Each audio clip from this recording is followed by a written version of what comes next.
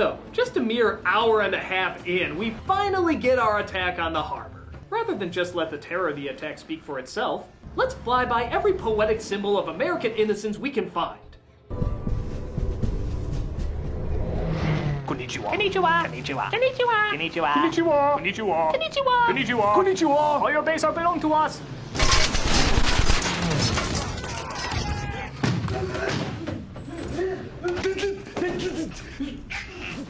Okay, who made him our communications officer? And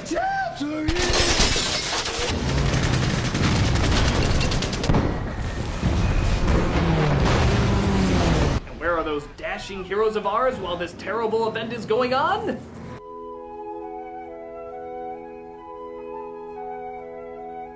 Yeah, I mean, don't let the title of the movie interrupt their love triangle. Let them sleep. Let them figure things out. Yeah, sort of a big problem with this, isn't it? I mean, at least with Titanic, whether you like it or not, you see the fictional characters interact with the real-life characters. So when the tragedy happens, you know who they are and can build emotional connections with them. Here, they're in a car away from the base. I mean, okay, a plane fires at them, but we know the ships is where the majority of the attack is gonna take place. And thus, where we're gonna spend most of our time. But they're never on it. So we never make a connection to any of these people dying. Except maybe Cuba Gooding Jr., who had a quick cameo here and there. And yeah, don't get me wrong, it sucks seeing this. It sucks seeing people get killed. But why waste an hour and a half never showing who they are? You wasted it on characters who don't exist, you don't care about, and aren't even in the center of the attack. Yeah, great call on that. But, with that said, I have to admit, the action for the most part is pretty well done. I mean, you can see what's going on, it's intense, and the effects are very impressive. But even Bay couldn't let this pass without some bullshit moments.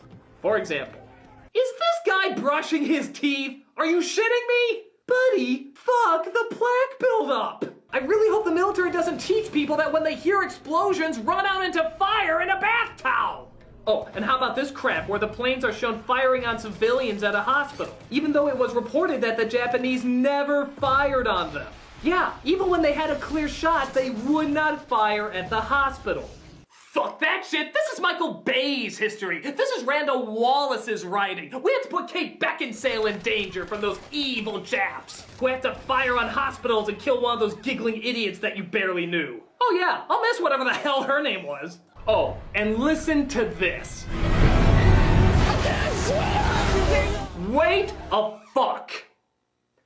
You're telling me that a man, a soldier, a sailor in the Navy on a battle cruiser can't swim? Okay. Okay, Michael Bay. Okay, Michael, oh, America, fuck yeah, Michael Bay, I'd do anything for fucking America, I'd jerk it off until it splooges everywhere. You are making our military look like undisciplined asses. I mean, let me get this straight. They take women up in their planes for joyrides, use cheat sheets to pass their eye exams, which still doesn't make any fucking sense, by the way, pull off dangerous ego-stroking stunts, and yet somehow that gets them promoted, continue to brush their teeth even when they're under attack. By the way, he still has it. Look, he still fucking has it. Don't go protect another soldier or anything. You hold on to that toothbrush, Private. And on top of that, you make the accusation that there are soldiers in the military who can't swim. You know, dick, because that's what you are, fucking dick. When you show this image of the American flag destroyed, you're not just showing your dollar store symbolism that says, ooh, America's hurt. But it's very clear that what is important to you is not how you view America. What is important to you is how others see you viewing America. So, you can make up whatever you want. You can fabricate things. You can lie about history. You can exaggerate. You can glorify. You can demonize. You can distort the facts. You can make up the truth. Make up the truth about people who lost their lives in this great tragedy. Why? Because you're doing it in the name that you fucking love America. I'm sorry, I don't fuck around with this shit. I don't, okay? These are people who have lost their lives, people who have been drafted, people who volunteered, people putting their asses on the line, and many of them don't come back. You're taking it upon yourself to show that. And I know what you're thinking. You're thinking, well, I'll just make up people because they weren't really there, so I can do whatever I want with them. I can make shit up. And granted, you don't deserve the responsibility to show real events. You don't live in the real world. But what happens is that when you take it and base it on a real event, and you have to show these real people, you have to get it right, Michael Bay. You have to get it right because this isn't Transformers, okay?